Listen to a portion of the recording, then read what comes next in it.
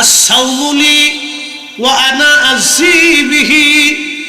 রমজানের রোজা আল্লাহর জন্য, আল্লাহ বলেন এর প্রতিদান আমি আল্লাহ নিজেই যথেষ্ট। খুব মনোযোগ দিবেন, কথা শুনবেন। এই মাহে রমজান অত্যন্ত বরকতময় মাস। এই মাহে রমজানে কেউ যদি রোজাদারকে ইফতার করায়, রাসূল বললেন আমার উম্মতেরা, তাহলে যারে ইফতার করাইলা তার রোজা হোক বা না হোক, তোমার আমল নামাতে একটা কবুল রোজার সওয়াব আমার আল্লাহ লিখে দেবেন। আল্লাহ নবী বললেন সাহাবীরা, যদি পারো এক পেয়ালা দুধ দিয়ে হলো তোমার রোজাদার ভাইকে ইফতার করাও। সাহাবী বলল, হুজুর, দুধ পান করানোর মতো সামর্থ্য আমাদের ভিতরে অনেকের নাই। আল্লাহ নবী বললেন, যদি তা না পারো একটা খেজুর দিয়ে ইফতার করাও। বলল, হুজুর, আমাদের ভিতরে এমনও দরিদ্র আছে যে খেজুর খাওয়ানোর মতো যোগ্যতা তার নাই।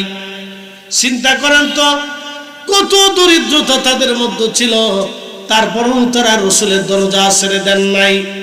আর আজকে আমরা ব্যতিব্যস্ততা হয়ে যাই, ছটফট করি।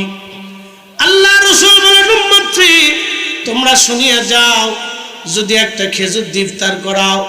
সাহাবী বলে, হুজুর, খেজুর দিয়ে ইফতার করানোর মতো সামর্থ্য আমাদের নাই। আল্লাহর নবী বললেন, সাহাবীরা, তাহলে এক পেয়ালা পানি দিয়ে হলো তোমার ভাইকে ইফতার করাও। তারপরও তোমার আমলনামা একটা কবুল রোজার সওয়াব আমার আল্লাহ লিখে দেবে। আল্লাহর নবী আরো বললেন, সাহাবীরা, যদি তোমরা রোজাদারকে পেট বুড়ে তৃপ্তি সহকারে খাওয়াইতে পারো, যদি তোমার রোজাদার ভাইকে পেট পুরে তৃপ্তি সহকারে তুমি খাওয়াও, আল্লাহ নবী ডাক দিয়ে বললেন, আমি নবী তোমাকে হাউজে কাউসারের পানি পান করাইয়া তৃষ্ণা মিটাই দেব। যেই পানি এক পেয়ালা কেউ যদি পান করে, জান্নাতে যাওয়ার আগ পর্যন্ত তৃষ্ণার কথা মনে থাকবে না। আল্লাহু আকবার। প্রিয় উপস্থিতি, এই মাহে রমজানে কেউ যদি রাত জেগে ইমাম ইহতিসামের সাথে মাহে রমজানে রোজা রাখে, রাত জেগে জেগে তারাবির নামাজ আদায় করে, কদরের নামাজ আদায় করে, আল্লাহ তারা এমন ভাবে নিষ্পাপ বানাই দিবে, এমন ভাবে নিষ্পাপ বানাবে যে শব্দ মায়ের পেট থেকে একটা বাচ্চা দুনিয়াতে আসলে যেমন একেবারে নিষ্পাপ হয়ে আসে, আল্লাহ পাক ওই রোজাদারকে এরকম নিষ্পাপ বানাই দিবে। কিন্তু রোজা রাখার শর্তটা কি বলে দিয়ে যায়, রোজাও রাখবেন, মিথ্যা কথা বলবেন, সারাদিন না খেয়ে থেকে কষ্ট করবেন, ফায়দা হবে না। রোজা রাখবেন, গীবত করবেন, সারাদিন না খেয়ে কষ্ট করবেন, ফায়দা হবে না। রোজা রাখবেন, তহমত দিবেন, পায়েসে কথা বলবেন, গালিগালাজ করবেন, হারাম খাবার দিয়ে ইফতার সেহরি করবেন, সারাদিন না খেয়ে কষ্ট করবেন, রোজা হবে না। এই জন্য রমজান আসার পরে রোজা রাখবেন, হালাল খাবার দিয়ে ইফতার করবেন, গীবত ছেড়ে দিবেন, তহমত ছেড়ে দিবেন, মিথ্যা কথা ছেড়ে দিবেন, ফায়সা কথা ছেড়ে দিবেন, ঝগড়া ফাসাদ ছেড়ে দিবেন, বকাবাজি ছেড়ে দিবেন, অন্যায় করা ছেড়ে দিবেন। এই আপনি এই সমস্ত কুখায়েশগুলি যদি ছেড়ে দিয়ে মাহে রমজানের প্রত্যেকটা রোজা আপনি রাখতে পারেন, তাহলে রমজানের শেষ প্রান্তরে আল্লাহ আপনাকে এমন ভাবে পবিত্র বানাবে যা আপনার শরীরে কোনো গুনাহ থাকবে না। একবার জোরে বলা যাবে কি সুবহানাল্লাহ। এজন্য মাহে রমজান গুরুত্বপূর্ণ আপনাদের জন্য। এই রমজানে কখনোই রোজা ছাড়া যাবে না। তারাবির নামাজ কোনো মতেই 8 রাকাত পড়া যাবে না। তারাবির নামাজ 20 রাকাতের কম হবে না। 20 রাকাতের কম বেদাত, 20 রাকাতের সুন্নাত। এই কথাটা মনে রাখবেন। ইমান ইহতিসাবের সাথে তারাবির নামাজ পড়বেন, আর আপনি মাহে রমজানের প্রত্যেকটা রোজাগুলি সূক্ষ্ম মতো আদায় করবেন। এরপরে নবী বললেন, তৃতীয় মিম্বরে যখন কদম রাখলাম, জিবরাইল আমিন বলেন, ইয়া রাসূলুল্লাহ, যে ব্যক্তি পিতা মাতা পাইল কিন্তু খেদমত করে, বাবা মার খেদমত করে জান্নাত নিতে পারলো না, সে ধ্বংস হয়ে যাক। আল্লাহর নবী তখন বলেন আমিন। 1 নম্বর যে মাহে নবীজির নাম শুনলো কিন্তু দুরূদ শরীফ পড়ল না, সে ধ্বংস হোক। যে ব্যক্তি পিতা মাতা পাইলো কিন্তু খেদমত করে জান্নাত নিতে পারলো না, সে ধ্বংস হয়ে যাক। যে ব্যক্তি মাহে রমজান পাইলো কিন্তু মাহে রমজানের ইবাদত করে জীবনের গুনাহগুলি মাফ করে নিতে পারলো না, সে ধ্বংস হয়ে যাক। আল্লাহর নবী তিনবারই বললেন আমিন। অতএব তিনটা বিষয়টাকে আপনারা অত্যন্ত গুরুত্বের সাথে দেখবেন। প্রিয় নবীজির দুরূদ শরীফটাকে আপনারা বরাদ্দ করবেন। এই দুরূদ শরীফের অত্যন্ত বরকত এবং ফজিলত। যত দূর সম্ভব দুরূদের আমলগুলি আপনারা বাড়াবেন, যত বেশি পরিমাণে করবেন আল্লাহর পক্ষ থেকে তাইদ মদদ তত বেশি আসবে। মাহে রমজানের অত্যধিক পরিমাণে ইবাদত বাড়াবেন। শোনেন, একবার রোজা চলে গেলে আর জীবনেও কোনোদিন মাহে রমজান আপনি পাবেন না। যেই রোজা চলে যাবে সেই রোজা আর কোনোদিন আপনি পাবেন না। যেই রোজা চলে যাবে সেই রোজা আর কোনোদিন আপনি পাবেন না। ও নবীর উম্মত ভাঙ্গুরাবাসী, একবার বাবা মা যদি মৃত্যুবরণ করে আর বাবা মা আপনি পাবেন না। অতএব বাবা মা থাকতেই বাবা মার হক আদায় করে খেদমত আদায় করে আপনি জান্নাত কিনে নিয়ে যেতে হবে। প্রিয় উপস্থিতি, হাজিরিন, আল্লাহ রাসূল হুজুর করিম সাল্লাল্লাহু আলাইহি ওয়াসাল্লাম একদিন মসজিদে নববীর সামনে সাহাবায়ে কেরাম নিয়ে বসে আছেন। এমন সময় একজন বৃদ্ধা নারী আসলো। আল্লাহর নবীজি তার গায়ের চাদর মুবারক বৃদ্ধা নারীর জন্য বিছাই দিলেন। ওই বৃদ্ধা নারী চাদরের উপরে বসলেন। আল্লাহর নবী নিজেও বসলেন। ওই বৃদ্ধা নারী কি যেন বলতে লাগলেন, আর আল্লাহর নবী বিনয়ে বিনয়ে তার কথাগুলি শুনতে লাগলেন। বিনয়ে বিনয়ে কথাগুলি শুনেন, বিনয়ে বিনয়ে কথাগুলি শোনা শেষ, বৃদ্ধা নারী দাঁড়াইলেন। আল্লাহর নবী দাঁড়ায় গেলেন।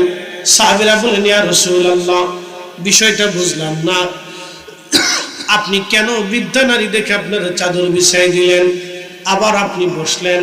সে কি যেন বলল, বিনয়ে বিনয়ে আপনি কথাগুলি শুনলেন। নবীজি, আপনি বৃদ্ধা নারী দাঁড়াইলেন, আপনি দাঁড়াই গেলেন। ওই মহিলাকে এমন ভাগ্যবতী যিনি আপনি নবী চাদর বিছাই দিয়ে তার সম্মান দিলেন। আল্লাহর নবী ডাক দিয়ে বলেন, সাহাবীরা, তোমরা তারে চিনো নাই? তিনি আমার ধাত্রী মা হালিমাতুস সাদিয়া রাদিয়াল্লাহু আনহা। তিনি এক বিশেষ প্রয়োজনে আমার কাছে মা এসেছিলেন। ছোট্টকালে যিনি আমাকে মায়ের আদর দিয়া লালন পালন করিয়া মা আমারে বড় করেছিলেন। আমার জননী, আমার মা তিনি এসেছেন। ধাত্রী মা, তিনি তো আমার মা। আমি তার দুগ্ধ পান করে বড় হয়েছি। ও সাহাবীরা, আমি আমার চাদর বিছাই দিয়ে তারে বসার ব্যবস্থা করেছি, সম্মান করেছি। আল্লাহর নবী প্র্যাকটিক্যাল শিক্ষা দিলেন একটা মাকে কিভাবে সম্মান করা লাগবে। প্রিয় নবীজি প্র্যাকটিক্যাল ভাবে এটা আমাদেরকে শিখাই দিয়ে দিলেন। তিনি দাঁড়াইলেন, নবীজি দাঁড়িয়ে গেলেন। বহুদূর পর্যন্ত দেখা যাইতেছিল। আল্লাহর নবী দেখেন মহিলা হেঁটে হেঁটে চলে যায়, হযরত হালিমা হেঁটে হেঁটে চলে যায়। আমার নবীজি দাঁড়ায় দাঁড়ায় দেখতে লাগলেন। পথের দিকে নবীজি তাকায় রইলেন। ওগো মা, তুমি এ ধরনের শ্রেষ্ঠ নিয়ামত, তোমারই পদতলে রয়েছে জান্নাত, তোমারই পদতলে রয়েছে জান্নাত।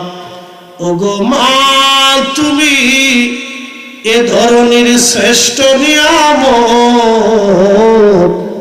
তোমারই পদতলে রয়েছে জান্নাত। এজন্য প্রিয় নবী বললেন, বাবা মা পাইল কিন্তু খেদমত করে জান্নাত নিতে পারল না, সে ধ্বংস হয়ে যাক, তার আখিরাত বরবাদ হয়ে যাবে। এই জন্য আপনারা এই বিষয়টা সচেষ্ট হবেন।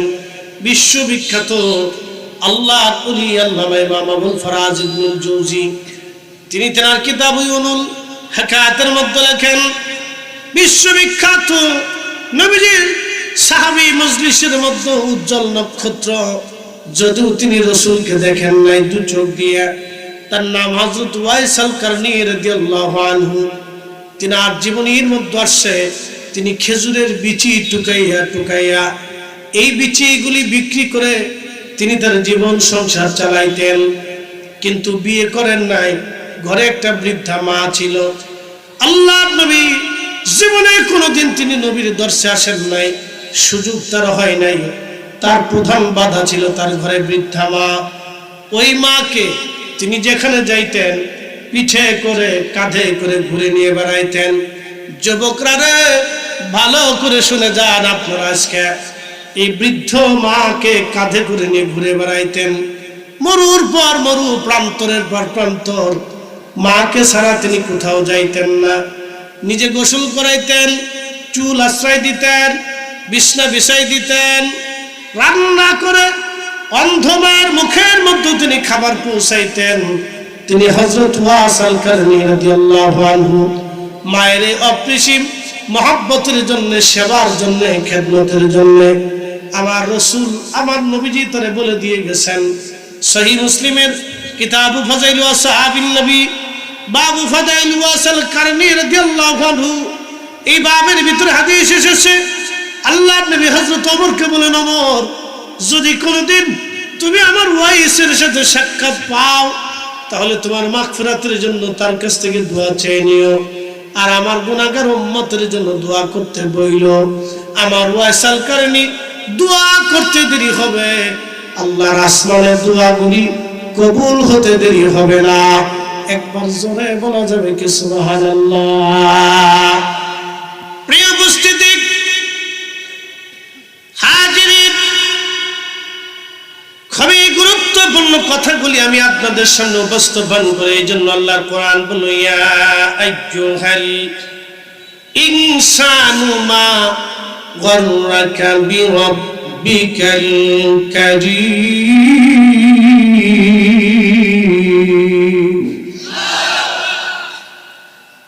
হ্যাঁ মানুষ, কিসে তোমাকে আল্লাহ থেকে জুদা করে দিল?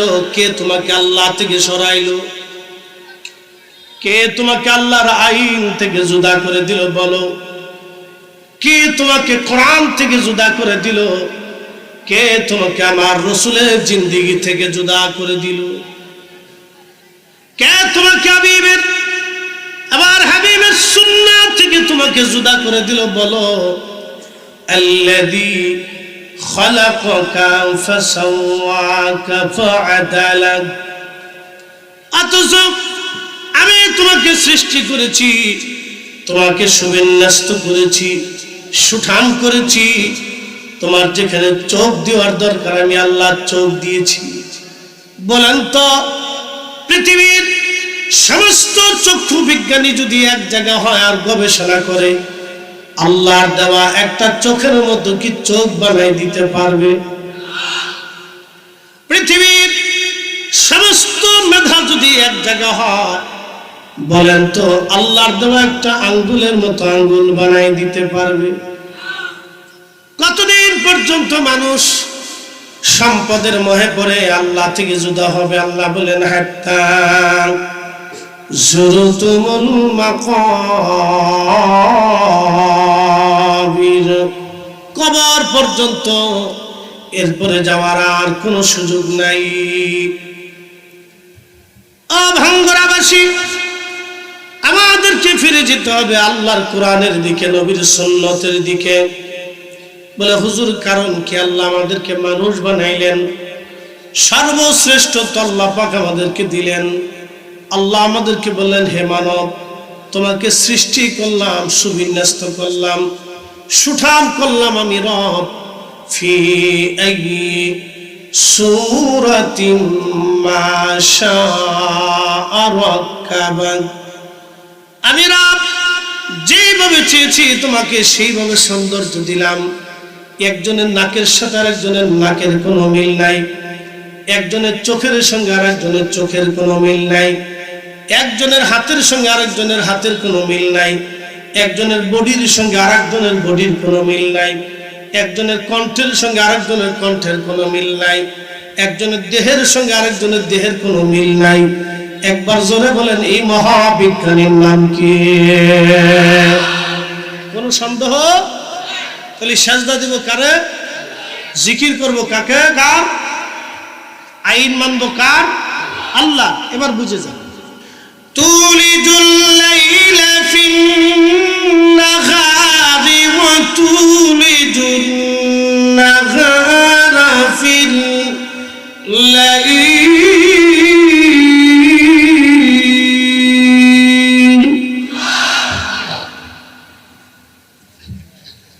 আল্লাহ ডাক দিয়ে বললেন, হাবিব উম্মতকে জানিয়ে দেন, বন্ধু উম্মতকে জানান, আমি রব, আমি আল্লাহ দিন থেকে রাত্র বের করি, রাত্র থেকে আমি আল্লাহ দিন বের করি।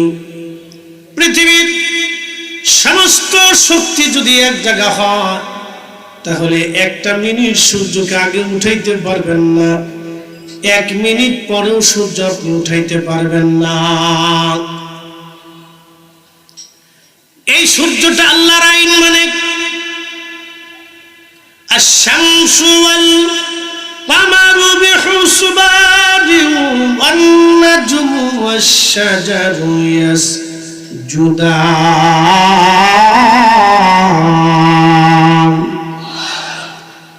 এই সূর্যটা আল্লাহর আইন মানে সূর্য তার নিজস্ব কক্ষপথে পরিভ্রমণ করে, চাঁদ তার নিজের কক্ষপথে পরিভ্রমণ করে। আল্লাহ পাক বলতেছেন, নক্ষত্রগুলি আমি আল্লাহকে সেজদা দেয় এবং গাছ আমি আল্লাহকে সেজদা দেয়। গাছে আল্লাহকে সেজদা দেয়, মাছে আল্লাহকে সেজদা দেয়, সমস্ত মাখলুকগুলি আল্লাহকে সেজদা দেয়। অপর আয়াতে আমার আল্লাহ পাক বলতেছেন, আলাম তারা আন্নাল্লাহা ইয়াসজুদু লাহু মান ফিস সামাওয়াতি ওয়া মান ফিল আরদ। আল্লাহ বলতেছেন, হাবিব আপনি কি দেখেন নাই আসমান জগৎ, জমিন জগতের ভিতরে যা কিছু আছে সব আমি আল্লাহকে সেজদা দেয়। একসাথে বলবেন কি আল্লাহু আকবার? সব আল্লাহকে সেজদা দেয়। তাহলে বলেন আমরা সেজদা দিব কাকে? আল্লাহ বলতেছে, হাবিব तमाम সৃষ্টির ভিতরে সব কিছু আমি আল্লাহকে সেজদা দেয়। প্রিয় নবীজি, এই তালিকার ভিতরে কোরআন আরো বলতেছে, ওয়াশ-শামসু ওয়াল কামারু ওয়ান নুজুমু ওয়াল জিবালু ওয়াশ-শাজারু ওয়াদ-দাওয়াবু ওয়া কাসীরুম মিনান নাস।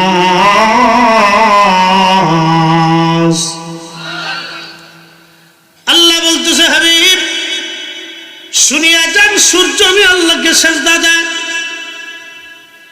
আল্লাহ রাসূল বলেন, সাহাবীরা সূর্যটা আল্লাহর আরশে মুআল্লার নিচে আল্লাহকে সেজদা দিয়ে পড়ে থাকে,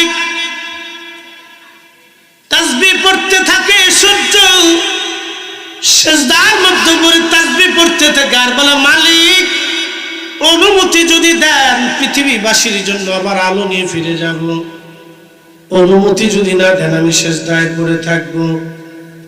আল্লাহর নবী বললেন, আমার রব দয়া করে সূর্যটাকে অনুমতি দেওয়ার কারণে আবার সকালবেলা সূর্য উদিত হয়।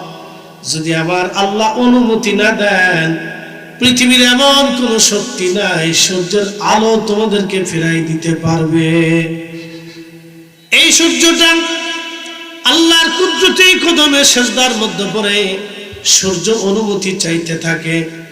আল্লাহ রাসূল আরো বললেন, কিয়ামতের পূর্ব সময় যখন পৃথিবীর ধ্বংসের দ্বার প্রান্তে চলে যাবে, ঠিক ওই সময় সূর্য থেকে আমার রব অনুমতি দেবে না, দেবে না, দেবে না, দেবে না। এমন বহুদিন পরে যা চলে যাবে, পৃথিবী অন্ধকারে নিমজ্জিত হবে। আল্লাহ পাক রব্বুল আলামিন সূর্যটাকে হুকুম করবেন, এই মুহূর্তে তুমি উদিত হও। তখন সূর্যটা পূর্ব আকাশে যে ছাড়তে পারবে না, পশ্চিম আকাশ থেকে সূর্য উদিত হতে শুরু করবে। আর তখনই তওবার দরজা বন্ধ হয়ে যাবে। দক্ষিণ মেরু থেকে একটা বাতাস প্রবাহিত হবে। ওই বাতাসে সমস্ত ঈমানদার যারা আছে সমস্ত ইমানদার মারা যাবে, পৃথিবীতে কোনো ইমানদার খুঁজে পাওয়া যাবে না। এটা আলামতে কুবরা, আলামতে কুবরা। কিয়ামতের দুই ধরনের আলামত আছে, একটা হচ্ছে আলামতে সুগরা আর একটা আলামতে কুবরা। আলামতে সুগরা যা যা হাদিসের ভিতরে ৭২টা, কোন হাদিসে ৮৫টা, কোন হাদিসে ৮২টা আলামতের কথা আসছে। সব কয়টা আলামতে সুগরা চলমান এখন বর্তমানে। আলামতে সুগরার একটাও বাকি নাই, সব কয়টাই চলমান। এখন বাকি আছে আলামতে কুবরা, বড় বড় আলামত প্রকাশ হওয়া। তার মানে পৃথিবীর একবারে বৃদ্ধকালে আমরা চলে আসছি। এটা আর বেশি দিন সময় নাই। এই সময় যারা কামড় দিয়ে আল্লাহর আইন নবীর তরিকা যারা কামড় দিয়ে ধরে বসে থাকবে, এক একটা সুন্নতের আমল যারা করবে, আল্লাহর নবী বললেন ১০০ শহীদের সওয়াব আমার আল্লাহ পাক ওই বান্দার আমলনামায় লিখে দিবে। একবার জোরে বলা যাবে কি সুবহানাল্লাহ।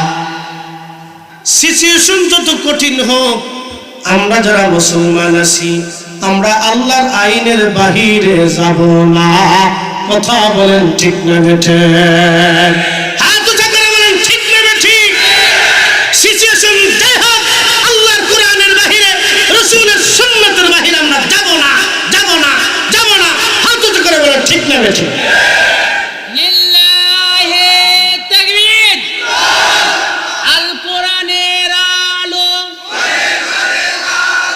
কোরআন হাদিস যেখানে, লিল্লাহি তাকবীর। প্রিয় মুসলমান, আল্লাহর কোরআন বলতেছে, হে ঈমানদারিয়া আইয়ুহাল্লাযীনা আমানুত্তাকুল্লাহা হাক্কা তুকাতিহি ওয়া লা তামুতুন্না ইল্লা ওয়া আনতুম মুসলিমুন। কোরআন বলতেছে, হে ঈমানদার, আমি আল্লাহকে ভয় করুন, শুধু ভয় করো এই কথাটা এখানে শেষ করেন নাই। হাক্কা তুকাতিহি, ভয় করার মতো তুমি ভয় করো। মা বোনরা যারা আছেন আপনারা শুনিয়া যাবেন, জীবনে কাজে লাগবে কথাগুলো আমাদের শোনাটা অত্যন্ত জরুরি। হযরত ওমর রাদিয়াল্লাহু আনহু রাতের আঁধারে ঘুরে ঘুরে তিনি দেখতেন কে খায় কে খায় না, কে ঘুমায় কে ঘুমায় না। রাত্রিবেলা ঘুরে ঘুরে ঘুরে ঘুরে ঘুরে ঘুরে তিনি দেখতেন কে খায় কে খায় না, কে ঘুমায় কে ঘুমায় না। একদিন রাত্রিবেলা খলিফাতুল মুসলিমিন সুদূর মরুভূমির ভিতরে মরুদ্যান বদু পল্লীতে চলে গেলেন, বেদুইন এলাকা। আপনারা জানেন মরুতে বেদুইন এলাকা বড় কঠিন জায়গা। বদু এলাকা বেদুইন এলাকায় চলে গেলেন। বেদুইন এলাকায় যাইয়া দেখতেছেন একটা তাঁবুর মধ্যে মিটমিট করে আলো জ্বলে। হযরত ওমর রাদিয়াল্লাহু আনহু চিন্তা, ব্যাপার কি? এত রাত্রিবেলা এই তাঁবুর মধ্যে আলো কেন জ্বলে? কি জন্য আলো জ্বলতেছে, কারণ কি? ওই আলোটা দেখার জন্য হযরত ওমর রাদিয়াল্লাহু আনহু চলে গেলেন। তিনি ওই ঘরের পাশে দাঁড়ালেন, লক্ষ্য করলেন ভিতর থেকে এক মহিলা ডাক দেখায়, মা, দুধের সাথে পানি বেশি করে মিশাও। আমাদের দেশে অনেকে দুধের সাথে পানি মিশায়, মিশায় না? দুধের সাথে পানি মিশায়। চিন্তা করেন তো, খলিফাতুল মুসলিমিন ওমর রাতের আঁধারে ঘুরে ঘুরে দেখতে গেছে কে খায় কে খায় না, কে ঘুমায় কে ঘুমায় না। ভাইজান, কথাগুলি মনোযোগ দিবেন। আমাদেরও দায়িত্ব এরকম, কে খায় কে খায় না, কে ঘুমায় না, আমাদের খুঁটে খুঁটে দেখা। যদিও তিনি রাষ্ট্রপ্রধান খলিফা, আমাদের দেশে যারা সরকার এবং সরকারি দায়িত্বে আছেন, বিভিন্ন ডিপার্টমেন্টে যারা আছেন, যার যার দায়িত্ব অনুযায়ী সবাই যদি তাদের দায়িত্ব সঠিক মতো বুঝাই দিত, তাহলে আমাদের দেশটা সোনার দেশ হয়ে যাইত। কথা কন না কেন, ঠিক কিনা? সোনার দেশ হইতো, রডের বদলে তালি বার যুক্ত। খুবই মনোযোগ দিয়ে কথাগুলো শুনবেন। হযরত ওমর রাদিয়াল্লাহু আনহু তিনি সারা এলাকা খুঁজে খুঁজে দেখতেন কে খায় কে খায় না, কে ঘুমায় না কে ঘুমায় না, কে কি করে না করে, এইগুলি তার দেখার দায়িত্ব ছিল। তিনি দেখতেন। হযরত ওমর রাতের আঁধারে দেখতেছেন এক তাঁবুর ভিতরে মিটমিট করে আলো জ্বলে। পাশে যে দাঁড়াইলেন, জিজ্ঞেস করলেন মেয়েটা, মা, মেয়েটাকে বলতেছে, মা রে, দুধের সাথে পানি বেশি করে মিশাও। মেয়েটা ডাক দিয়ে বলতেছে, মা, দুধের সাথে যদি পানি মিশাই তাহলে হযরত ওমরের গোয়েন্দা যদি জানতে পারে, কালকে মসজিদে নববীর সামনে আমার বিচার হবে। মা, দুধের সাথে পানি মিশাইতে পারবো না। হযরত ওমর রাদিয়াল্লাহু আনহু তিনি পিছনে দাঁড়ায় দাঁড়ায় শুনতে লাগলেন। এমন সময় মেয়েকে মা ডাক দিয়ে বলতেছে, মেয়েরে, রাতের আঁধারে ওমরের গোয়েন্দা কোথা থেকে আসবে? মা, তুমি দুধের সাথে পানি বেশি করে মিশাও, কেউ দেখবে না। মেয়েটা জবাব দিয়ে বলল, মা, ওমরের গোয়েন্দা যদি নাও দেখে রে মা, আমার মালিক, আমার আল্লাহ পাক দেখতেছে। চিৎকার মেরে জোরে বলেন সুবহানাল্লাহ। হযরত ওমর রাদিয়াল্লাহু আনহু বাড়ি চলে আসলেন। মসজিদে নববীতে নামাজ পড়লেন। সকালবেলা গোয়েন্দা ডিভিশনকে বললেন, যান একটু খোঁজ নিয়ে আসেন এই পরিবারের মধ্যে কারা কারা আছে। খোঁজ নিয়ে দেখলেন তার মেয়ে বাবা মারা গেছেন। কোন রকম উটের দুধ বিক্রি করে তাদের কোন রকম সংসার চলে, হয়তো দরিদ্র। হযরত ওমর রাদিয়াল্লাহু আনহু ছেলেদেরকে ডাক দিলেন। ছেলেদেরকে ডেকে বললেন, ছেলেরা, তোমরা বলো কে বিয়ে করতে চাও, কার স্ত্রীর প্রয়োজন আছে? ছেলেরা জবাব দিল, আব্বাজান, আমাদের বড় ছেলে আব্দুল্লাহ ইবনে ওমর রাদিয়াল্লাহু আনহু বলেন, আব্বাজান, আমার স্ত্রীর প্রয়োজন নাই, আমি তো শাদী করেছি, আমার ছোট জনকে আপনি বিয়ে দিয়ে দেন। হযরত ওমর রাদিয়াল্লাহু আনহু ছোট জনকে প্রস্তাব দিলেন, বেটারে, আমি একটা মেয়ে পছন্দ করেছি, দুধ বিক্রি করে খায়, অত্যন্ত দরিদ্র এবং পীড়িত, কিন্তু বড় আমানতদার। রাতের আঁধারে যেই মেয়েটা আল্লাহর ভয়ে, ক্ষুধার ভয়ে দুধের সাথে পানি মিশাই না, লাভ জানা সত্ত্বেও সে পানি মিশাই নাই, এই মেয়েটা বড় আমানতওয়ালা মেয়ে। বেটারে, এমন মেয়েটাই তো আমার ওমরের পুত্রবধূ হিসেবে প্রয়োজন। তখন ছেলে বলল, আব্বাজান, আপনার ইচ্ছা, আপনার পছন্দ, আমার পছন্দই। খুব মনোযোগ দিয়েন। হযরত ওমর মেয়ে বিবাহ দিলেন, ছেলে বিয়ে দিলেন। পাত্রী দেখেন হযরত ওমরকে, যিনি খলিফাতুল মুসলিমিন, বর্তমানে ইরান, ইরাক, কুয়েত, কাতার, ইয়ামান, লেবানন, লিবিয়া, সৌদি আরব, জর্দান, সিরিয়া, ফিলিস্তিন, তিউনিসিয়া, মিশর, পৃথিবীর বিরাট অংশের খলিফা তিনি। একসাথে বলবেন আল্লাহু আকবার। এত বড় খলিফা দুধ বিক্রি করনেওয়ালার মেয়ের সাথে ছেলের বিয়ে দিচ্ছে। আর আমরা পুলা বিয়ে দেওয়ার সময় আগে দেখি বেডির চামড়া সুন্দর কিনা, টিকটক ভালো করতে পারে কিনা, শ্বশুর বাড়ি বিয়ে বাড়ি মাল আছে কিনা, পরে আইসে তো আছে। কান্দেন কেন মুরব্বী? দোয়া করে, পুলার বউ বাদ দেয় না। প্রিয় উপস্থিতি, ভাঙ্গুড়াবাসী, মাহে রমজানের কথা বলতে যে অনেক দূর চলে গেছি। আসেন, যে আয়াত পড়েছিলাম আয়াতের উপরে দু চারটি কথা বলে আপনাদেরকে নিয়ে আপনারা একসঙ্গে দোয়া করব। খুবই মনোযোগ দিয়ে কথাগুলি শুনে যান। আমার মালিক, আমার আল্লাহ বলেন, ইয়া আইয়ুহাল্লাযীনা আমানু, ও ঈমানদার, কুতিবা আলাইকুমুস সিয়ামু কামা কুতিবা আলাল্লাযীনা মিন ক্বাবলিকুম, তোমাদের উপরে মাহে রমজানের রোজা যেভাবে ফরজ করলাম তোমাদের পূর্ববর্তীদের উপরেও আমি ফরজ করেছিলাম লাআল্লাকুম তাত্তাকুন, যাতে তোমরা মুত্তাকি হও, যাতে তোমরা মুত্তাকি হও, সেই জন্য মাহে রমজান আমি তোমাদেরকে দিলাম। খুবই মনোযোগ দিয়ে কথা শুনবেন। এই যে মাহে রমজান রোজা আমাদের মাঝে আসতেছে, মাহে রমজানের জন্য আপনি প্রস্তুতি নেবেন। বলে হুজুর কেমন? এই মাহে রমজানটা নেকের মৌসুম। এই মাহে রমজানে কেউ যদি একটা রোজা, একটা ফরজ ইবাদত করে, অন্য মাসে আমার মালিক 70টা ফরজ ইবাদতের নেকি আমলনামায় লিখে দেবে। একবার জোরে বলেন সুবহানাল্লাহ। বেশি টাইম নেই, বসেন। দুনিয়াতে যদি এত অস্থির হন, কিয়ামতের মাঠ কত বড় হবে জানেননি? কতদিন এই সামান্য একটু সময় অস্থির হয়ে গেলেন, হাসরের মাঠটা যে কত ভয়াবহ হবে, সেই দিন অস্থির হয়ে আর কাজ হবে না। সেদিন যত অস্থিরই হন আর কাজ হবে না। কবরের জগতে অস্থির হলে কাজ হবে না। বৈশা দোয়া করে তারপরে যান। ভাবতেছেন তাফসীর শেষ হয়ে গেছে, না আর একটু আছে। দোয়া করে তারপরে যান। ওই কবরওয়ালারা জানে যে দোয়া কি জিনিস।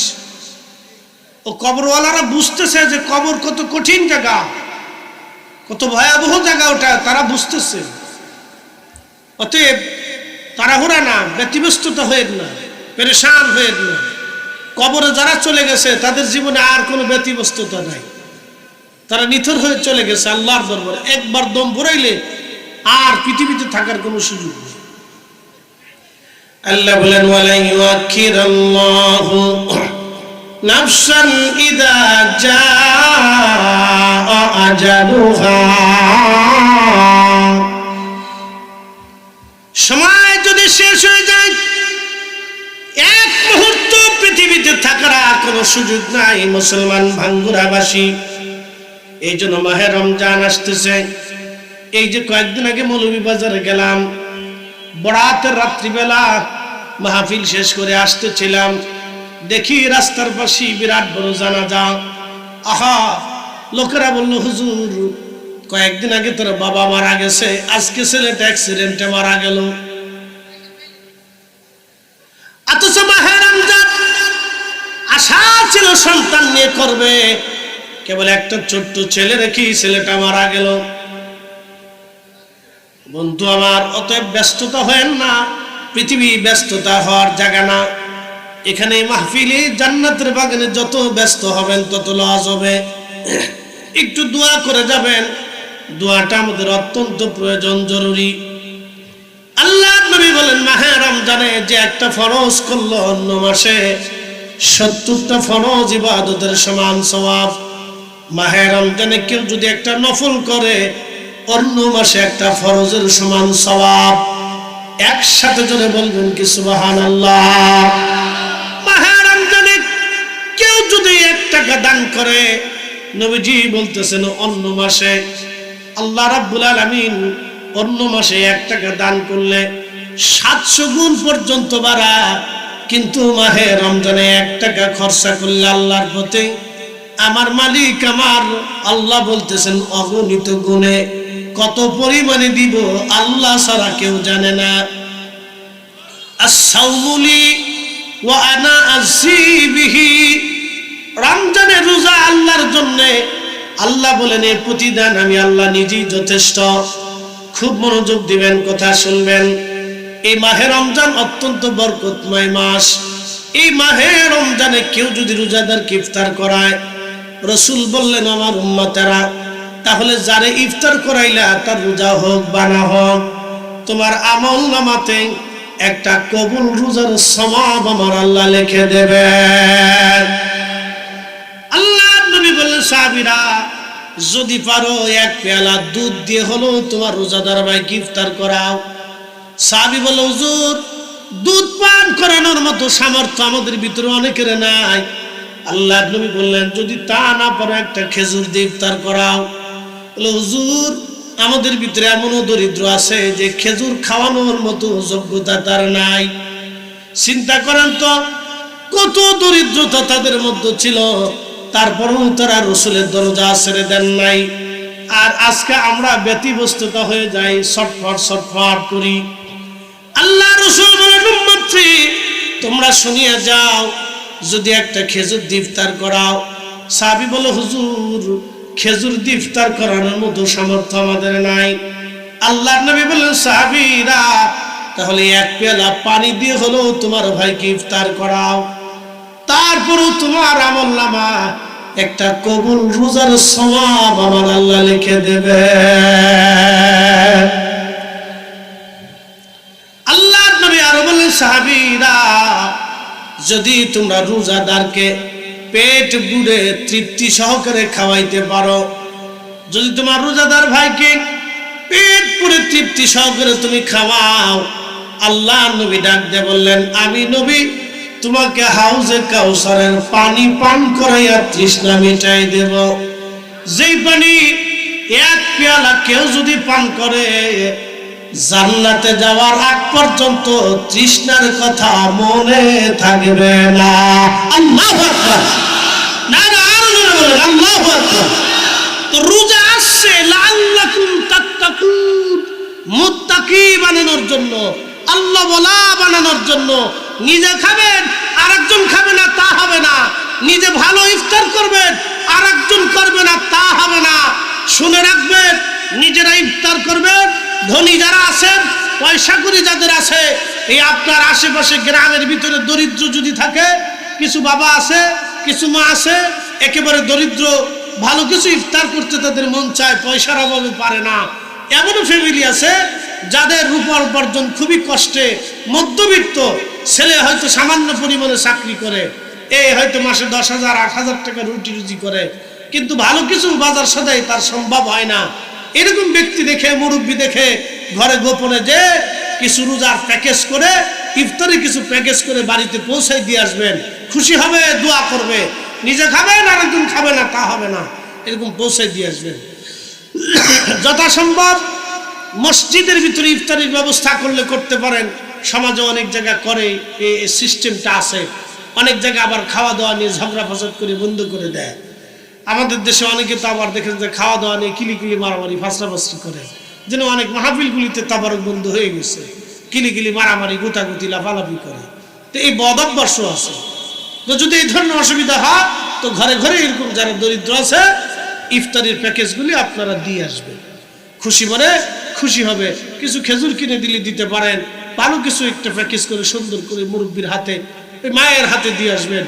এগুলি করবেন। আল্লাহ আমাদের কিছু ভালো আমল করার তৌফিক দিক, সকলে বলে আমিন।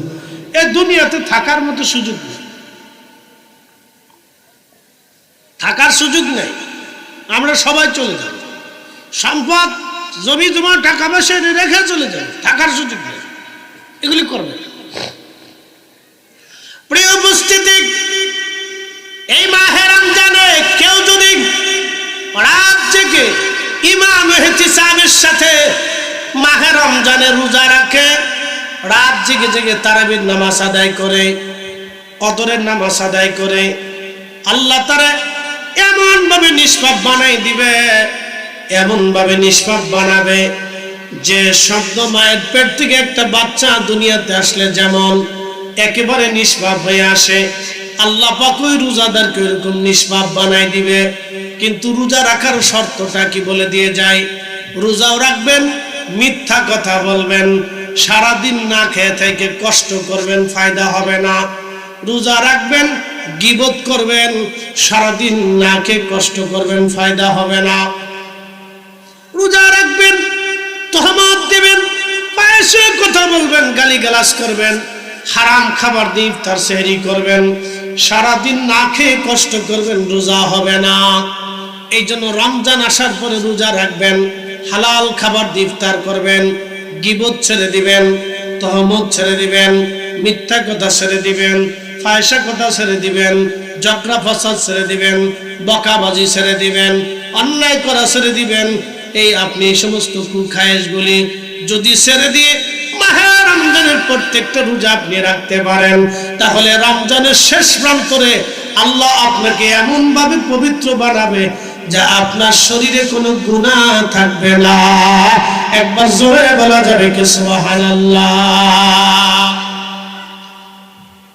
এজন্য এইভাবে রোজা রাখবেন, লাআল্লাকুম তাত্তাকুন, আপনি যদি মুত্তাকি হতে পারেন, আল্লাহ ওয়ালা হতে পারেন।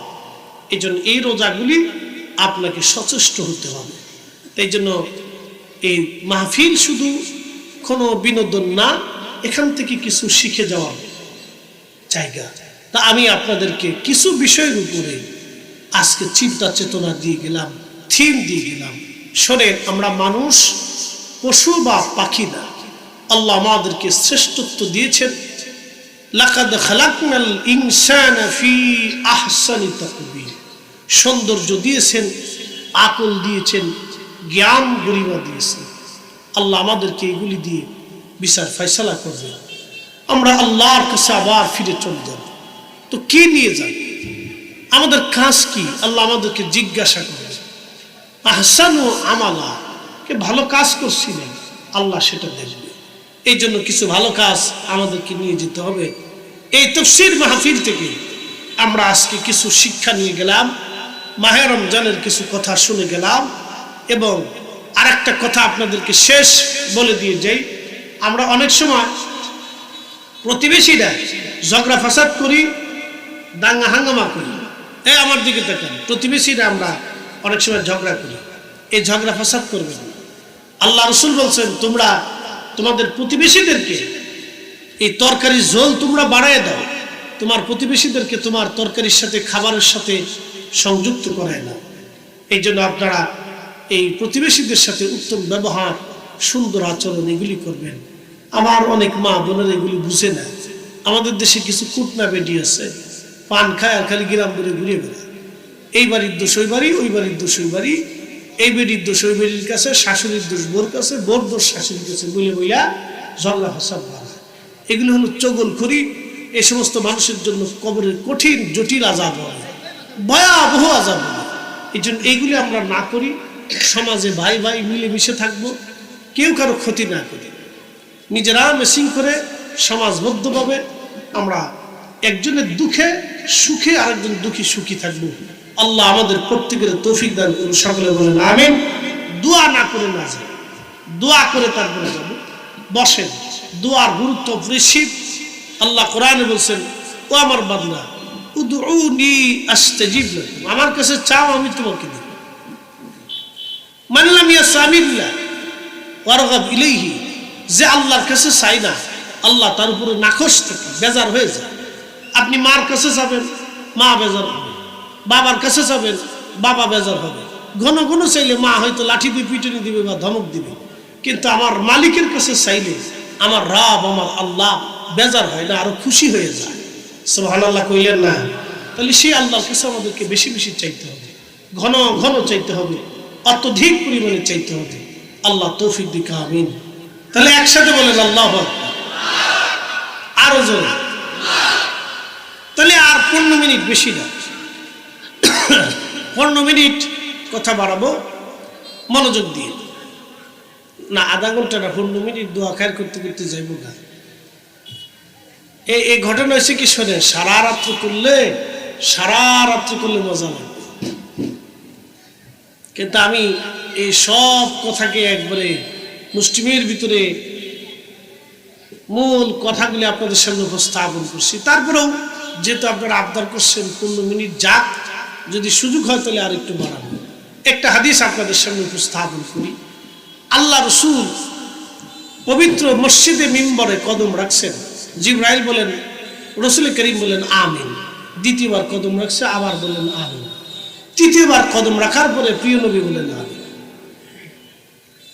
সাহাবীরা বললেন, হুজুর 3 বার আপনি আমিন বললেন, হিকমত বুঝলাম না, কারণ বুঝলাম না। নবীজি বলেন, সাহাবীরা রে, 3 বার আমিন বললাম এই জন্য, প্রথমবার কদম রাখছি, জিবরাইল আমিন এসে বললেন, ইয়া রাসূলুল্লাহ, যে আপনার নাম মোবারক শুনলো কিন্তু দুরূদ শরীফ পড়লো না, তার আখিরাত বরবাদ, ধ্বংস হয়ে যাক। প্রিয় নবীজি বলেন আমিন। তৃতীয়বার কদম মোবারক যখন দ্বিতীয়বার রাখছেন, জিব্রাইল আমিন ডাক দিয়ে বলেন, ইয়া রাসূলুল্লাহ, যে মাহে রমজান পাইল গো, কিন্তু মাহে রমজানের হক আদায় করে নিজের জীবনের গুনাহগুলি মাফ করে নিতে পারলো না, সে ধ্বংস হয়ে যাক। আমার প্রিয় নবীজি বলেন আমিন। তার মানে কি, নবীজির নাম শোনার পরে দুরূদ পড়লো না, সে ধ্বংস হোক। যে রোজা পাইলো কিন্তু নিজের জীবনের গুনাহ মাফ করে নিতে পারলো না, সে ধ্বংস হয়ে যাক। আল্লাহর নবী দুইবারই বললেন আমিন। এই জন্য মাহে রমজান গুরুত্বপূর্ণ আপনাদের জন্য। এই রমজানে কখনোই রোজা ছাড়া যাবে না। তারাবির নামাজ কোনো মতেই 8 রাকাত পড়া যাবে না। তারাবির নামাজ 20 রাকাতের কম হবে না। 20 রাকাতের কম বেদাত, 20 রাকাতের সুন্নাত। এই কথাটা মনে রাখবেন। ঈমান ও ইহতিসাবের সাথে তারাবির নামাজ পড়বেন। আর আপনি মাহে রমজানের প্রত্যেকটা রোজাগুলি সূক্ষ্ম সূক্ষ্ম মতো আদায় করবেন। এরপরে নবী বললেন, তৃতীয় মিম্বরে যখন কদম রাখলাম, জিবরাইল আমিন বলেন, ইয়া রাসূলুল্লাহ, যে ব্যক্তি পিতা মাতা পাইল কিন্তু খেদমত করে, বাবা মার খেদমত করে জান্নাত নিতে পারলো না, সে ধ্বংস হয়ে যাক। আল্লাহর নবী তখন বলেন আমিন। যে বাবা মা পাইল কিন্তু খেদমত করে জান্নাত নিতে পারলো না, সে ধ্বংস হয়ে যাক। আল্লাহ রাসূল বলেন আমিন। তিনটে। 1 নম্বর, যে মাহে প্রিয় নবীজির নাম শুনলো কিন্তু দুরূদ শরীফ পড়লো না, সে ধ্বংস হোক। যে ব্যক্তি পিতা মাতা পাইল কিন্তু খেদমত করে জান্নাত নিতে পারলো না, সে ধ্বংস হয়ে যাক।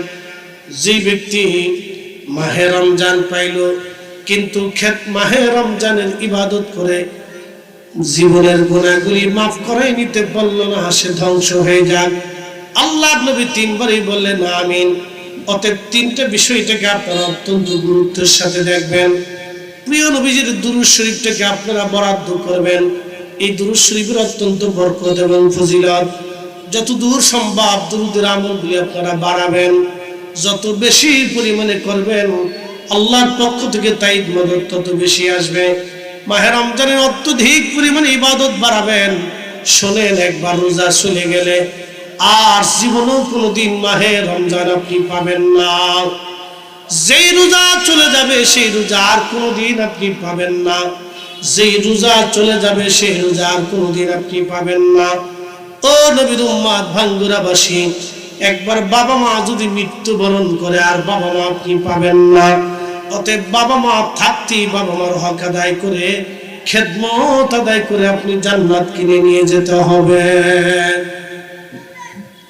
প্রিয় উপস্থিতি, হাজিরিন, আল্লাহ রাসূল হুজুর করিম সাল্লাল্লাহু আলাইহি ওয়াসাল্লাম একদিন মসজিদে নববীর সামনে সাহাবায়ে কেরাম নিয়ে বসে আছেন। এমন সময় একজন বৃদ্ধা নারী আসলো।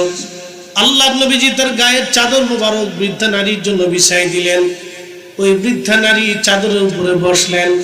আল্লাহর নবী নিজেও বসলেন। ওই বৃদ্ধা নারী কি যেন বলতে লাগলেন, আর আল্লাহর নবী বিনয়ে বিনয়ে তার কথাগুলি শুনতে লাগলেন। বিনয়ে বিনয়ে কথাগুলি শুনেন।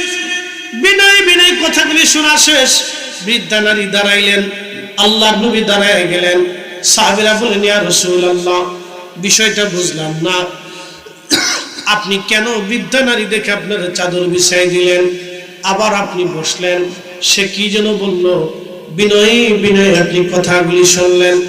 নবীজি, আপনি বৃদ্ধা নারী দাঁড়াইলেন, আপনি দাঁড়াই গেলেন। ওই মহিলাকে এমন ভাগ্যবতী যিনি আপনি নবী চাদর বিছাই দিয়ে তার সম্মান দিলেন। আল্লাহর নবী ডাক দিয়ে বলেন, সাহাবীরা, তোমরা তারে চিনো নাই? তিনি আমার ধাত্রী মা হালিমাতুস সাদিয়া রাদিয়াল্লাহু আনহা। তিনি এক বিশেষ প্রয়োজনে আমার কাছে মা এসেছিলেন। ছোট্টকালে যিনি আমাকে মায়ের আদর দিয়া লালন পালন করিয়া মা আমারে বড় করেছিলেন। আমার জননী, আমার মা তিনি এসেছেন। ধাত্রী মা, তিনি তো আমার মা। আমি তার দুগ্ধ পান করে বড় হয়েছি। ও সাহাবীরা, আমি আমার চাদর বিছাই দিয়ে তারে বসার ব্যবস্থা করেছি, সম্মান করেছি। আল্লাহর নবী প্র্যাকটিক্যাল শিক্ষা দিলেন একটা মাকে কিভাবে সম্মান করা লাগবে। প্রিয় নবীজি প্র্যাকটিক্যাল ভাবে এটা আমাদেরকে শিখাই দিয়ে দিলেন। তিনি দাঁড়াইলেন, নবীজি দাঁড়িয়ে গেলেন। বহুদূর পর্যন্ত দেখা যাইতেছিল। আল্লাহর নবী দেখেন মহিলা হেঁটে হেঁটে চলে যায়, হযরত হালিমা হেঁটে হেঁটে চলে যায়। আমার নবীজি দাঁড়ায় দাঁড়ায় দেখতে লাগলেন। পথের দিকে নবীজি তাকায় রইলেন। ওগো মা, তুমি এ ধরনের শ্রেষ্ঠ নিয়ামত, তোমারই পদতলে রয়েছে জান্নাত, তোমারই পদতলে রয়েছে জান্নাত। ওগো মা, তুমি এ ধরনের শ্রেষ্ঠ নিয়ামত, তোমারই পদতলে রয়েছে জান্নাত। এজন্য প্রিয় নবী বললেন, বাবা মা পাইল কিন্তু খেদমত করে জান্নাত নিতে পারলো না, সে ধ্বংস হয়ে যাক, তার আখিরাত বরবাদ হয়ে যাবে। এই জন্য আপনারা এই বিষয়টা সচেষ্ট হবেন। বিশ্ববিখ্যাত আল্লাহ ওলি আল্লামা ইমাম আবুল ফারাজ ইবনুল জৌজি, তিনি তার কিতাব উলুল হিকায়াতের মধ্যে লেখেন, বিশ্ববিখ্যাত নবীজির সাহাবী মজলিসের মধ্যে উজ্জ্বল নক্ষত্র, যদিও তিনি রাসূলকে দেখেন নাই দু চোখ দিয়ে, তার নাম হযরত ওয়াইস আল কারনী রাদিয়াল্লাহু আনহু। তিনি আর জীবনীর মধ্যে আসছে, তিনি খেজুরের বিচি টুকাইয়া টুকাইয়া এই বিচিগুলি বিক্রি করে তিনি তার জীবন সংসার চালাইতেন। কিন্তু বিয়ে করেন নাই, ঘরে একটা বৃদ্ধা মা ছিল। আল্লাহর নবী জীবনে কোনোদিন তিনি নবীর দর্শে আসেন নাই, সুযোগ তার হয় নাই। তার প্রধান বাধা ছিল তার ঘরে বৃদ্ধা মা। ওই মাকে তিনি যেখানে যাইতেন পিঠে করে কাঁধে করে ঘুরে নিয়ে বেড়াইতেন। যুবকরা রে, ভালো করে শুনে যান আপনারা, আজকে এই বৃদ্ধ মাকে কাঁধে করে নিয়ে ঘুরে বেড়াইতেন। মরুর পর মরু, প্রান্তরের পর প্রান্তর, মাকে ছাড়া তিনি কোথাও যাইতেন না। নিজে গোসল করাইতেন, চুল আশ্রয় দিতেন, বিছনা বিছাই দিতেন, রান্না করে অন্ধ মায়ের মুখের মধ্যে তিনি খাবার পৌঁছাইতেন। তিনি হযরত ওয়াইস আল কারনী রাদিয়াল্লাহু আনহু মায়ের অপরিসীম মহব্বতের জন্য, সেবার জন্য, খেদমতের জন্য আমার রাসূল আমার নবীজি তারে বলে দিয়ে গেছেন। সহিহ মুসলিমের কিতাবু ফাযাইল ওয়া সাহাবিন নবী, বাবু ফাযাইল ওয়াইস আল কারনী রাদিয়াল্লাহু আনহু, এই বাবের ভিতরে হাদিস এসেছে আল্লাহর নবী হযরত ওমরকে বলেন, ওমর, যদি কোনোদিন তুমি আমার ওয়াইসের সাথে সাক্ষাৎ পাও তাহলে তোমার মাগফিরাতের জন্য তার কাছ থেকে দোয়া চেয়ে নিও, আর আমার গুনাহগার উম্মতের জন্য দোয়া করতে বইল। আমার ওয়াইস আল কারনী দোয়া করতে দেরি হবে, আল্লাহর আসমানে দোয়াগুলি কবুল হতে দেরি হবে না। একবার জোরে বলা যাবে কি সুবহানাল্লাহ। মার খেদমত, মায়ের সেবার জন্য আল্লাহ তার এই সম্মান বুলন্দি করছিলেন, মর্যাদা দিয়েছিলেন আল্লাহ। এই জন্য আপনারা এটাকে ছোট, আমরা অনেক সময় চিন্তা করি মারে দুটি পয়সা করে দিয়ে এই ডাক্তার টাক্তার দেখে ওষুধ টষুধ দিয়ে 2 কেজি ভাত খাওয়াইলে বুঝলাম যে মনে হয় শখ আদায় হয়ে গেছে। বিষয়টা হযরত ওয়াইস আল কারনী থেকে বুঝে যান যে একটা মা সন্তানকে যেইভাবে লালন পালন করে হযরত ওয়াইস আল কারনী রাদিয়াল্লাহু আনহু সেইভাবে বাবা মায়ের সেবা করছিলেন, যার কারণে তিনি আসমানে যাহা চাইতেন আল্লাহ তাহা দিতেন। কিন্তু তিনি দুনিয়া চান না, উনি দুনিয়া বিরাগ একজন জাহিদ ছিলেন, আল্লাহ ওয়ালা ছিলেন, দুনিয়ার থেকে জুদা ছিলেন তিনি। আল্লাহ তারে এত সম্মান দিছে। ইমাম আবুল ফারাজ ইবনুল জৌজি তিনি কিতাবের মধ্যে লেখেন, কিয়ামতের ময়দানে আল্লাহ তারে এক পাশে দাঁড়া করে, তো সবার বিচার আচার শেষ, সবার আল্লাহ জান্নাত দিয়ে দিয়েছে। ওয়াইস আল কারনী বলবো, ইয়া রব, সবাই জান্নাতে চলে গেল, আপনি আমার দাঁড়া করে রাখছেন। বলো, ওয়াইস তোমার দাঁড়া করে রাখছি এই জন্য যে আমার কত বান্দা গুনাহগার পাপিষ্ঠ, আমি মালিক আমার আদর করে বান্দাগুলি তৈরি করছিলাম, ওরা গুনার কারণে আজকে জাহান্নামে চলে যাচ্ছে। আমি আল্লাহর কাছে দয়া হয়, মায়া লাগে, তা আমি তোমারে সুপ্রিম পাওয়ার দিলাম, তুমি যারে খুশি যার ব্যাপারে সুপারিশ করবা, মাফ করে দিতে বলবা, আমি আল্লাহ দয়া করে তারে মাফ করে দিব। তার উসিলাতে আল্লাহ এরকম বহু মানুষকে মাফ করে দিবে। এই মর্যাদাগুলি তারা কেন অর্জন করছিলেন? ও মার সেবা করার জন্য। একটা মা, তিনি অন্ধ, যেখানে যাইতেন কাঁধে করে নিয়ে ঘুরতেন, গোসল করাইতেন, রান্না করতেন, খাওয়াইতেন, মার আগে খাওয়াইতেন, গোসল করাইতেন, বিছনা করে দিতেন, মার সেবা যত্ন করছেন। জীবনে রসুলের দর্শে বসে একটা হাদিস কোনদিন শুনুন। একবার আসছিলেন, কিন্তু হজরতে আল্লাহর হাবিব তখন তাবুকের যুদ্ধে চলে গেছিলেন, আর দেখার সুযোগ হয়নি। এই জন্য আপনারা অত্যধিক পরিমাণে পিতামাতার খেদমত করবেন। যুবক ভাইরা শুনে যান, তিনটে জিনিস পৃথিবীতে পাবেন। 1 নম্বরে হায়াত, 2 নম্বরে দৌলত, 3 নম্বর ইজ্জত। হায়াত, দৌলত, ইজ্জত। হায়াত, দৌলত, ইজ্জত। তিনটা জিনিস যদি দুনিয়া থেকে নিতে চান, তো পিতা বলে, হুজুর বাবা মা মরে গেছে, এখন কি করবে? বাবা মা যদি মরে যায়, তাহলে আপনারা অত্যধিক পরিমাণে বেশি বেশি করে দোয়া করবেন।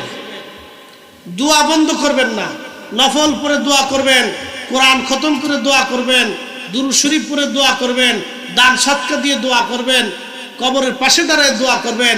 রাসূল বলতেন, নাহাইতুকুম আন জিয়ারাতিল কুবুর, কবর জিয়ারত নিষেধ করতাম, ফাজুরুহা, তোমরা কবর জিয়ারত করো, কারণ কবরের কাছে গেলে আখিরাতের কথা মনে হয়, কবরের পাশে দাঁড়াইলে দিল পাথরের চেয়ে শক্ত হলেও মোমের মতো নরম হয়ে যায়। এই জন্য কবরের পাশে যাবেন, কবর বেশি বেশি জিয়ারত করবেন, বাবা মার জন্য বেশি বেশি দোয়া করবেন। সাহাবী বলেন, ইয়া রাসূলুল্লাহ, আব্বা আম্মা মারা গেছেন, এখনো কি আমাদের হক আছে? বলে, তুমি যতদিন পর্যন্ত ছেলে মেয়ে জীবিত থাকে, ততদিন পর্যন্ত বাবা মা হক পায়। তুমি তোমার পিতা মাতার জন্য অত্যধিক পরিমাণে দোয়া করো, এই জন্য অধিক পরিমাণে দোয়া করবে, অধিক পরিমাণে দোয়া, পিতা মাতার জন্য বেশি বেশি করে দোয়া করবে, অধিক পরিমাণে দোয়া। এই জন্য দোয়া থেকে নিজেকে দূরে রাখবেন না, নিজে দোয়া করবেন। প্রত্যেক নামাজের সাথে একটা দোয়া আল্লাহ পাক শিখিয়ে দিয়েছেন, রব্বিরহামহুমা কামা রাব্বায়ানি সগীরা, রব্বিরহামহুমা কামা রাব্বায়ানি সগীরা। হে রব, আপনি আমার পিতামাতাকে সেইভাবে লালন পালন করেন যেইভাবে ছোট্টকালে আমার আব্বা আম্মা আমাকে লালন পালন করেছিল। আপনি আমাকে সেইভাবে লালন পালন করেন যে আপনি আমার পিতামাতাকে সেইভাবে জান্নাতে লালন পালন করেন যেইভাবে আমার পিতামাতা আমাকে ছোট্টকালে লালন পালন করিয়েছিল। দুলিয়ে দুলিয়ে দুলিয়ে দুলিয়ে দুলিয়ে দুলিয়ে মা লালন করেছিল, পায়খানা পেশাবগুলি পরিষ্কার করে মা লালন করেছিল। এই জন্য পিতা মাতার নাফরমান সন্তান সে যত বড় ইবাদত গুজার হোক না কেন, জান্নাত নসিব হবে না, শাস্তি তাকে পেতেই হবে। এই জন্য তিনটা জিনিস, 1 নম্বর দুধ, 2 নম্বর মাহে রমজান, 3 নম্বর বাবা মা। 1 নম্বর দুরুদ, 2 নম্বর মাহে রমজান, 3 নম্বরে বাবা মা। এই তিনটা জিনিস পাওয়ার পরেও যে ছেড়ে দিল, এই তিনটা জিনিস পাওয়ার পরেও যারা হক আদায় করতে পারলো না, প্রিয় নবীজির নাম মোবারক শুনলো, মুহাম্মাদুর রাসূলুল্লাহ সাল্লাল্লাহু আলাইহি ওয়াসাল্লাম, ছোট্ট দুরূদ শরীফটা হলো আপনাকে পড়তে হবে। এই দুরূদ যারা পড়লো এবং এই দুরূদ যারা পড়লো না, এবং আল্লাহর নবী বলতেছেন যারা পড়লো না তারা ধ্বংস হয়ে যাবে, আখিরাত বরবাদ হয়ে যাবে। এরপরে নবী বললেন, মাহে রমজান পাইলো কিন্তু মাহে রমজানের হকগুলি আদায় করতে পারলো না, সে ধ্বংস হয়ে যাবে। বাবা মা পাইলো কিন্তু খেদমত করে জান্নাত নিতে পারলো না, সে ধ্বংস হয়ে যাবে। অতএব এই বিষয়টা আপনাদেরকে কঠোর হইতে হবে। পিতামাতার প্রতি নিজেকে সচেষ্ট হইতে হবে। বলে মারা গেছে কি করব? দোয়া করবে। কবরের পাশে যাবেন, নফল নামাজ পড়ে, ফাতিহা পড়ে, কোরআন শরীফ পড়ে, কোরআন তেলাওয়াত করে দোয়া করবে। আল ইখলাসু সুলুসুল কুরআন। কোরআন সূরা ইখলাস হচ্ছে কোরআনের 3 ভাগের 1 ভাগ। কেউ যদি সূরা ইখলাস একবার পড়ে, আল্লাহ 10 পারা কোরআনের নেকি আমলনামায় লিখে দেয়। কেউ যদি 3 বার পড়ে, আল্লাহ 1 খতম কোরআনের নেকি আমলনামায় লিখে দেয়। সুবহানাল্লাহ বিহামদি। সূরা ওয়াকিয়া কেউ যদি প্রত্যেক রাত্রিবেলা সূরা ওয়াকিয়ার নামাজের পরে পড়ে, কবরের আযাব থেকে আল্লাহ থেকে আল-মানিহুল মুনজিবা তুমজিহি মিন আযাবিল কবর, আল্লাহ তার কবরের আযাব থেকে বাঁচায় দেয়। একসাথে বলবেন আল্লাহু আকবার। এজন্য এই আমলগুলি আপনারা করবেন, কুটি কুটি ছোট ছোট এগুলি দেখা আমল দরকার। সূরা ওয়াকিয়া, সূরা মুলক আপনারা তেলাওয়াত করেন। তাবারাকাল্লাযী বিয়াদিহিল মুলক, এই সূরাটা আপনারা প্রত্যেকদিন এশার নামাজের পরে পড়বেন। বলে হুজুর লাভ কি? কবরে কি আপনার সাথে কেউ যাবে? কথা কন না কেন? কবরে কি আপনার সাথে কেউ যাবে? যাবে না। কবরে আপনার সাথে কেউ যাবে না। তো কে যাবে? 1 নম্বরে ঈমান যাবে, 2 নম্বরে আমল যাবে। ঈমান আর আমল কবরে যাবে। দুনিয়ার সব মানুষ কবরে রেখে আপনাকে চলে আসছে, কেউ সাথে নেই। তা আপনি কবরে একা কি? তো এমন সময় জাহান্নামের ফেরেশতারা আপনার মাথার দিক দিয়ে ঢুকতে যাবে। সূরা মুলক দ্বারায় বলবে, ও ফেরেশতারা কোথায় যাও? কে এ বান্দা পাপিষ্ঠ, তারা আমরা আযাব দেওয়ার জন্য আসছি। সূরা মুলক ডাক দিয়ে বলবে, আমার এই রাত জেগে জেগে সে তেলাওয়াত করত, প্রত্যেক দিন এশার পরে আমার সে তেলাওয়াত করত। আমি যত সময় আছি তত সময় এই কবরে ঢুকতে পারবা না। একসাথে বলা যাবে সুবহানাল্লাহ। আহা, সূরার নাম কি? জোরে কর না, সূরার নাম কি? মুলক। পারবেন না ছাড়বেন? পড়বেন। আল্লাহর নবী বললেন, ওই জাহান্নামের ফেরেশতারা পায়ের দিক থেকে ঘুরিয়া আবার আসবে বান্দারে আযাব দেওয়ার জন্য। সূরা মুলকটা দৌড়াইয়া সূরা মুলকটা আবার পায়ের সামনে যা দাঁড়ায় থাকবে। ও ফেরেশতারা কোথায় যাও? বলে এই বান্দারে আযাব দেওয়ার জন্য যাচ্ছি। তখন সূরা মুলক ডাক দিয়ে বলবে, ফেরেশতারা রে, আমার এই বান্দা প্রত্যেকদিন রাত জেগে জেগে আমার তেলাওয়াত করত। অতএব শুনে নাও, আজকে আমি যত সময় আছি এই কবরে তোমরা ঢুকতে পারবে না। ফেরেশতারা ডাক দিয়ে বলবে, রব, এমন একজনের কবরে আপনি আমাদেরকে পাঠাইলেন, আপনার সূরা মুলকের জন্য কবরে ঢোকা দেয়। আল্লাহ ডাক দিবে, ফেরেশতারা রিটার্ন করে তোমরা চলে আসো। আমার বান্দা প্রত্যেকদিন রাত জেগে এশার নামাজের পরে সূরা মুলক তেলাওয়াত করত। সূরা মুলক তাকে পাহারা দিচ্ছে, তোমরা ফিরে চলে আসো। আমি মালিক, আমি আল্লাহ তার জীবনের গুনাহ মাফ করে দিয়ে তার কবরের আযাব আমি আল্লাহ মাফ করে দিলাম। একসাথে বলেন আল্লাহু আকবার। সূরার নাম কি? মুলক। তো এখন কি তেলাওয়াত করার দরকার? তেলাওয়াত না করলে তো আপনি বরকত পাবেন না। কবরের আযাব থেকে যদি বাঁচতে হয়, বন্ধু বান্ধব আত্মীয় স্বজন সব আপনার থেকে জুদা হয়ে গেল, আহা, কেউ সাথে নেই। সূরা মুলক আপনাকে পাহারা দিবে সেই দিন। এগুলি কিছু বিষয় আছে, আমল আমাদের করাটা অত্যন্ত জরুরি।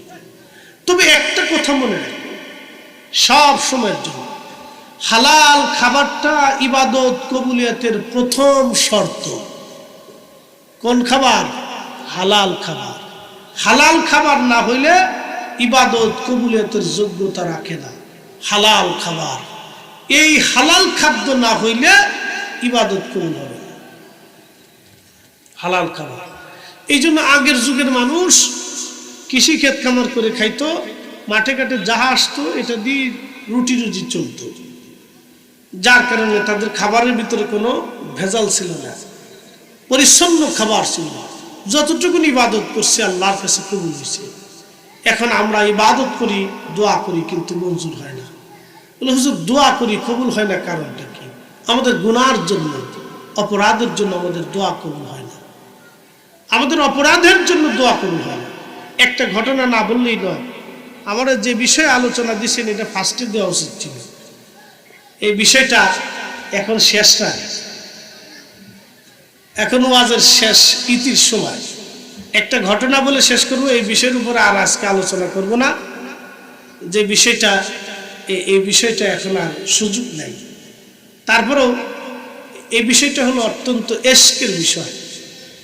প্রথম মধ্যে শুরু করলে হয়তো কিছুটা বেনিফিট আসবে, তো যা হোক, তারপরে শেষ পর্যায়ে ভাইরা আবদার করছে, সুযোগ নেই। আমি একটা ঘটনা আপনাদের সামনে উপস্থাপন করব, একসাথে বলেন তো আল্লাহু আকবার। দোয়া কেন কবুল হয়? মুসা আলাইহিস সালামের জমানায় বৃষ্টি নেই। ইমাম আবুল ফরাজ ইবনুল জৌজি উইনুল হাকায়াতের মধ্যে লিখছেন, মুসা আলাইহিস সালামের জমানায় বৃষ্টি নেই, প্রচন্ড বৃষ্টির অভাবে খরা দুর্ভিক্ষ পড়ে গেছে। এখন তো স্যালো মেশিন হয়েছে, ডিপ কল হয়েছে, পানি ইচ্ছা করলে মেশিন স্টার্ট করলে পান। কিন্তু 30 বছর আগে, 40 বছর আগে আপনারা বৃষ্টির অপেক্ষায় থাকতেন। কথা ঠিক কিনা? বৃষ্টি ছাড়া বাইন পড়তো না। আপনাদের দেশে কি বলে? আমাদের ফরিদপুরে বাইন কয়, আপনাদের দেশে বাইন বলে। তো এই বাইন পড়তো, বৃষ্টি হলে বাইন পড়তো, বৃষ্টি না হলে বাইন পড়তো না। এখন আর বাইনের লেগে বৃষ্টি লাগে না, মেশিন স্টার্ট করলে হয়ে যায়, সহজ সুবিধা হয়ে গেছে। তো মুসা আলাইহিস সালামের জমানাতে বৃষ্টি নেই, প্রচন্ড খরা। এই খরায় মানুষ অতিষ্ঠ হয়ে গেছে, খেজুর গাছ শুকিয়ে গেছে, ঘাস তরুলতা পাতা মরে যাচ্ছে, উট দুম্বা ছাগলগুলো দুর্বল হয়ে গেছে। গরমে মানুষ অতিষ্ঠ হইয়া উম্মতরা মুসা আলাইহিস সালামকে বলতেছে, হুজুর বৃষ্টির দরকার, তা আপনি একটু দোয়া করেন। মুসা আলাইহিস সালাম বলেন, ঠিক আছে দোয়া করবো, তো সবাইকে ডাকো, বনি ইসরায়েলের যারা আছে সবাই যেন আসে। তো লক্ষ লক্ষ লক্ষ লক্ষ বনি ইসরায়েল উপস্থিত হয়েছে। এখন যেটা ইসরায়েল, এটা কিন্তু বনি ইসরায়েল অরিজিনালটা না, এটা হলো বারাইটটা ডুপ্লিকেট, রোহিঙ্গা। বুঝতে পারছেন? এই যে ফিলিস্তিনের সাথে যে ইসরায়েলের যুদ্ধ, এটা কিন্তু অরিজিনাল ইসরায়েলি না, এটা হলো বারাইটটা ইসরায়েল, এটা অরিজিনাল না। তো মনোযোগ দিয়ে, হাজরাতে মুসা নবী, না কষ্ট হচ্ছে আপনাদের? 15 মিনিট পার হয়ে কিন্তু আধা ঘন্টা হয়ে গেছে। আরো কি 5 মিনিট চলবে ইনশাল্লাহ? তাহলে একসাথে বলেন আল্লাহু আকবার। না এই শোনেন, কিছু মানুষের হলো বেশি তাড়াহুড়া, এরা চলে গেছে, কারণ একে চিন্তা হলে আমরা মরতাম না, দুনিয়াতে বেশি দিন বেঁচে থাকবো, তো আজকে আর নাই, আগামী আবার আরেকদিন বসবো। কিন্তু এই বসার আগে যে কবরে চলে যাবে তার হিসাব নাই। কথা ঠিক কিনা? অনেকের হিসাব এরকম আছে যে দুনিয়াতে বহুদিন বাঁচবে। তো যাই হোক, কিছু মানুষের অতিষ্ঠতা এরকম আছে। এই ঘটনাটা বলেই দোয়া করবো আপনাদেরকে নিয়ে, খুব গুরুত্বপূর্ণ। তো সবাই ডাকছে, হাজার হাজার বনি ইসরাইলের মানুষ উপস্থিত। তো সবাই উপস্থিত হয়েছে, বিপদে পড়ছে না, সবারই তো বিপদ, বৃষ্টি না দিলে সবার বিপদ। তো সবাই আসছে, আইসা মুসা আলাইহিস সালাম শুধু আসুন করছে, আল্লাহ বৃষ্টি দেন, আল্লাহ বৃষ্টি দেন, আল্লাহ বৃষ্টি দেন।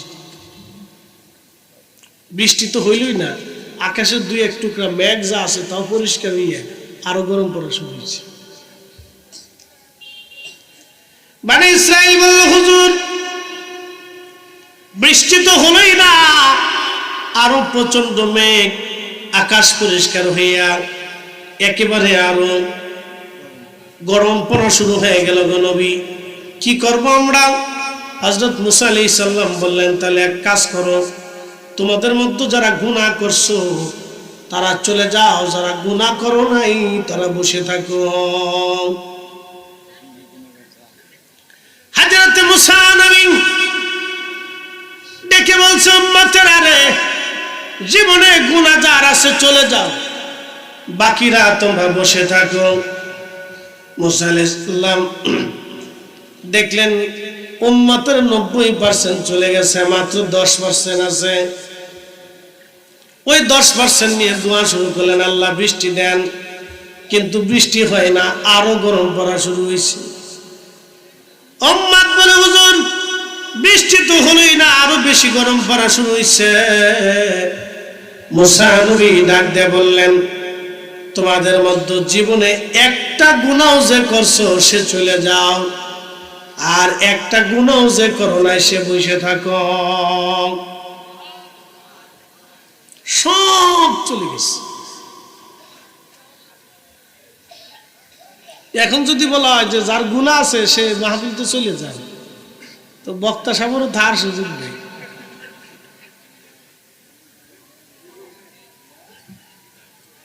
কথা কি মিশে কথা কইছি?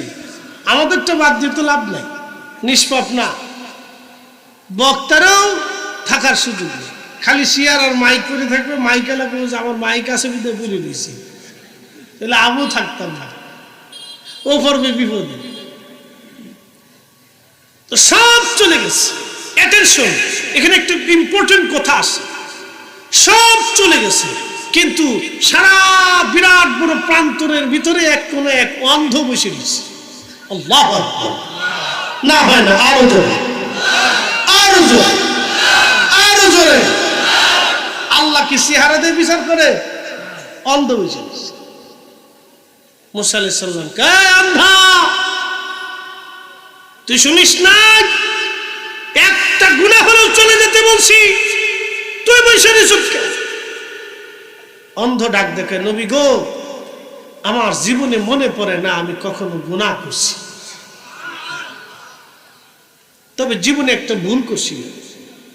যদি গুনাহ হয় তা আমি চলে যাব, আর যদি গুনাহ না হয় তা আমি বসে থাকব। কি ভুল করছি? নবী সদর দরজা, সদর রাস্তা দিয়ে আমি হেঁটে হেঁটে যাই। রাস্তার পাশে একটা বাড়ি, সদর দরজা তার খোলা। রাস্তা দিয়ে হেঁটে যাওয়ার সময় বাড়ির দিকে সদর দরজা দিয়ে আমি চোখ দিলাম।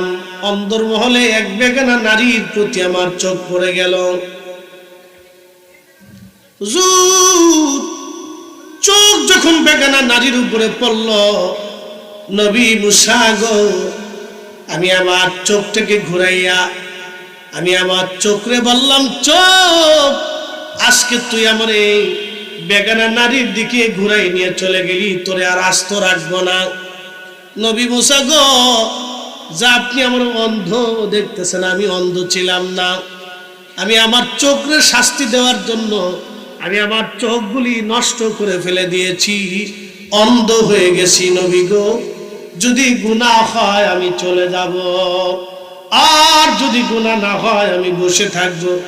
মুসা নবী চোখের পানি ছেড়ে দেখে, অন্ধরে, গুনাহ থেকে বাঁচার জন্য তুমি তোমার চোখকে নষ্ট করে ফেলছো, তওবা করেছো তুমি। যা, তোর একটা গুনাহ নাই রে, তুই আজকে হাত বাড়া, তুই দোয়া না করলে বৃষ্টি আজ হবে না।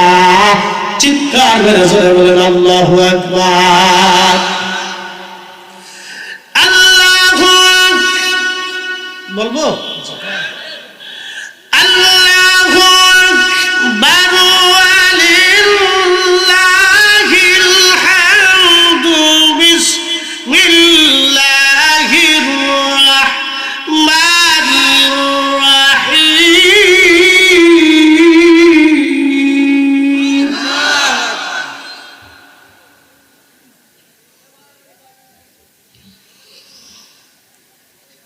إنما المؤمنون الذين إذا ذكر الله وجلت قلوبهم।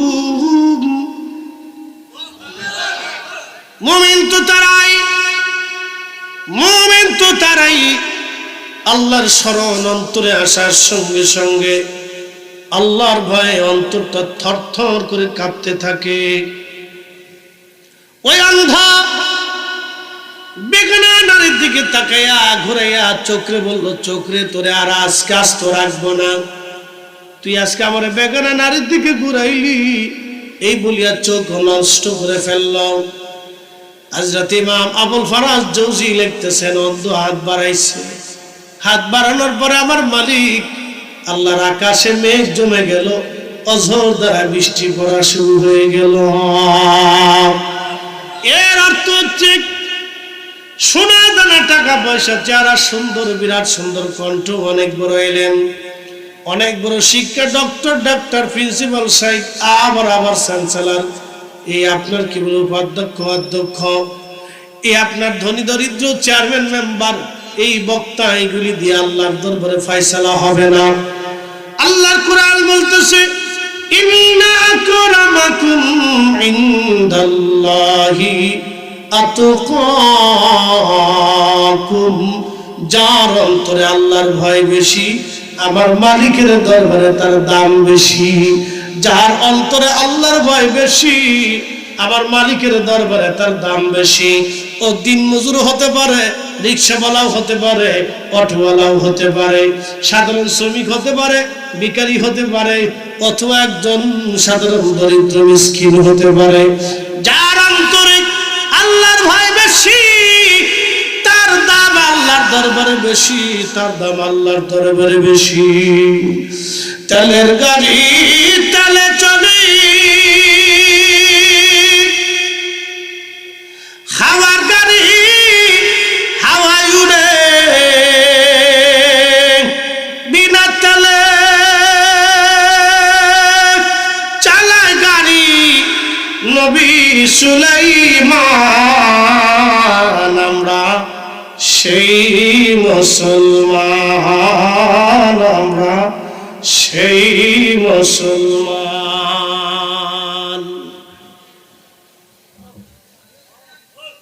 আমরা সেই মুসলিম।